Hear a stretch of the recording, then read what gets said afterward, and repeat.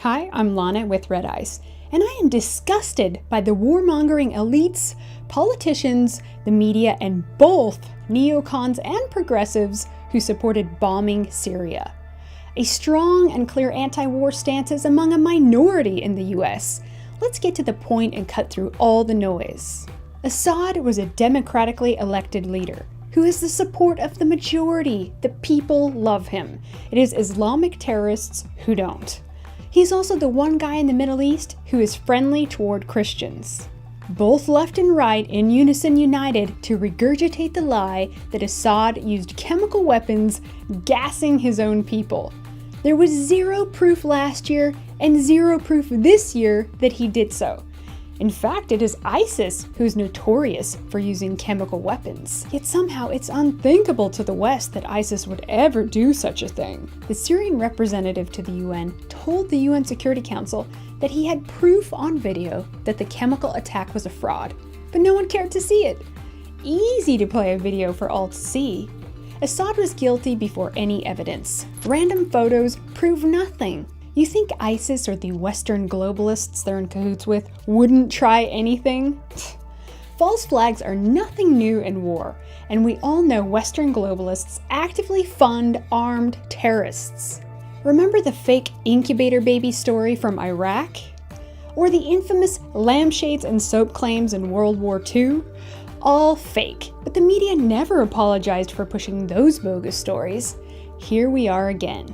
How convenient that right before a team of investigators was coming to Syria to discover if there were any chemical weapons, America, London, and Paris dropped bombs on Syrian targets that they claimed were the source of chemical weapons. So they knew about these facilities and did nothing but bomb them and destroy the evidence.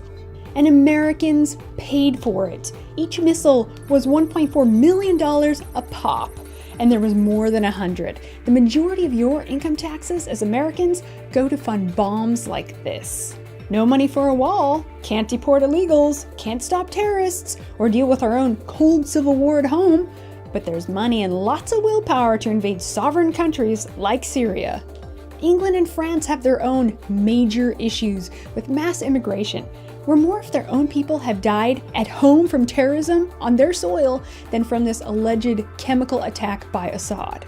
There's no resources to fight terrorism at home, no ability to deport Islamic gang rapists, no money to help elderly English folks heat their homes in the winter, and they die because of it, but all the resources to bomb Syria, and of course deport European nationalists from the UK. Assad, who was winning the war, would not then gas his own people who supported him, only to have the West descend upon him. The US and their allies and their profitable war machine just ensured that the war will continue, and they sided against the one man who is fighting actual terrorists. The same enemies who are coming to the West and killing and attacking Europeans in great numbers. Just because politicians and the media keep repeating the lie that Assad used chemical weapons doesn't make it true. There is no proof. It's just like the hysterical claim that Putin hacked the US election. But even if we're going to believe the lie that Assad gassed his own people, it's not our problem to sort out the civil wars of other countries. Assad was doing just fine on his own, sorting out terrorists until the US and allies began meddling.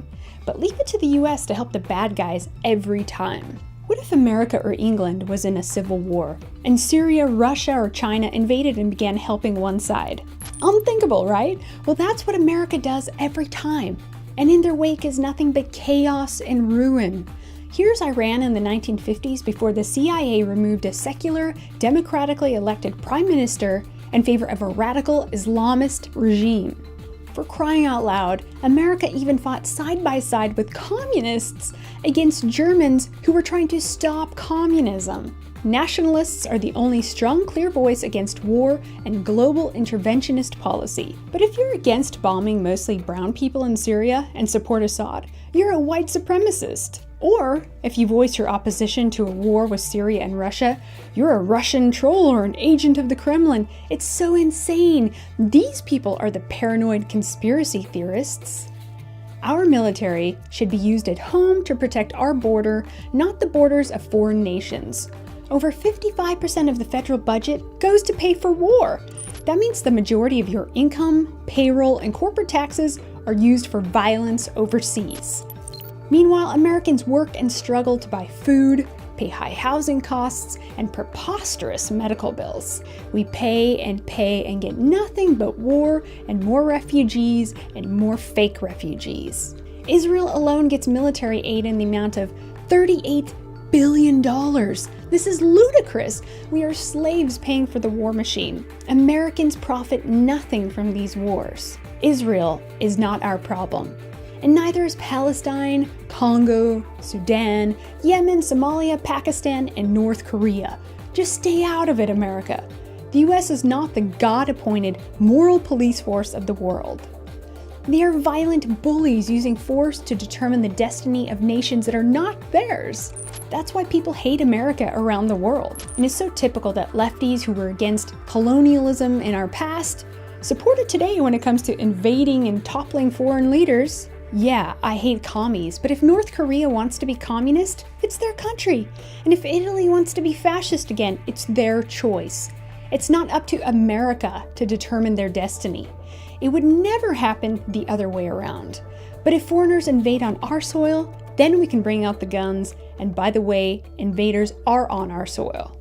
What's next if insane, warmongering elites aren't stopped? They'll come for anti-globalist leaders like Viktor Orban, Matteo Salvini, Putin, even Duterte, and any other country that is opposed to Western liberal dildo values. Syria and Russia did nothing wrong. But hey, I'm Russian through and through, so I must be a Putin agent.